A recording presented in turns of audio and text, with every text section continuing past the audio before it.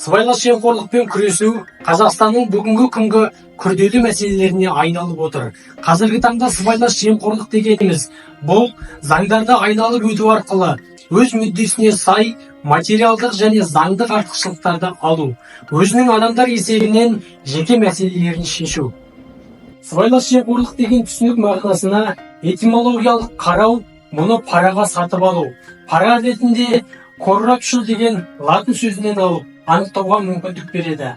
Біздің еліміздің қазіргі заманда сыбайлас жемқорлыққа қарсы заңнама жұмыс істеуде десек, оның негізгі сыбайлас жемқорлыққа қарсы іс-қимыл туралы және мемлекеттік қызмет туралы заңдар болып табылады.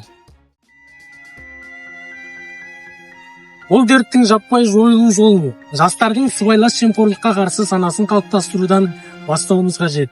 Осыған орай бүгін Арқалық қаласының тұрғындарымен сауалнама жүргізетін боламыз. Жалпы сыбайлас жемқорлық деген не екенін білесіз бе?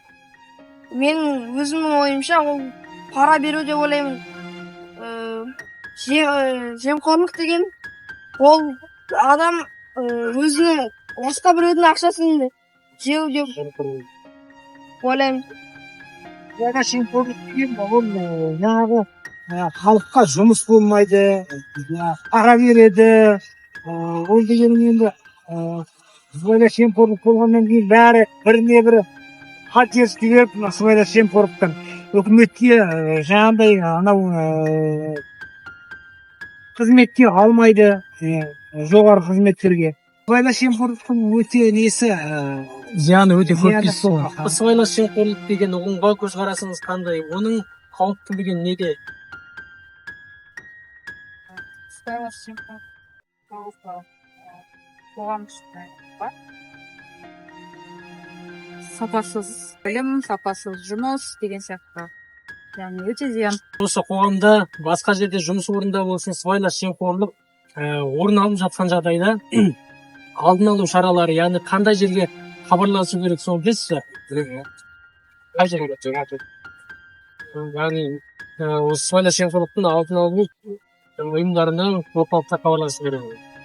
Сыбайлас жемқорлық деген жалпы осы қоғамдағы қызметтерде болсын, пара алу, таныс тамыры жайлаған сондай бағытты айтады. Жалпы сондай бір келеңсіздіктер орын алған жағдайда осы 14-24 нөміріне хабарласып, сондай бір келеңсіздіктің алдын алуға болады. көп бола емес, осындайлар болу керек.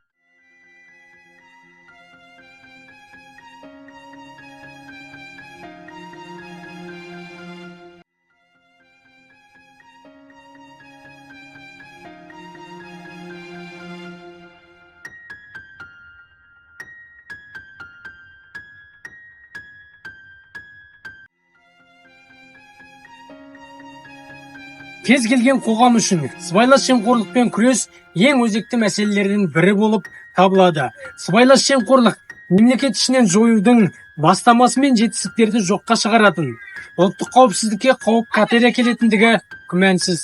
Қоғамның барлық күш-жігерін біріктіріп, осы дерттің одан әрі ушықпауы үшін оны тоқтатудың барлық амалдарын қолдану арқылы ғана бұл құбылысқа тиімді түрде қарсы тұруға болады. Сондықтан сыбайлас жемқорлықпен күресу барлық Қазақстан Республикасының азаматтарының азаматтық борышы деп білуіміз керек.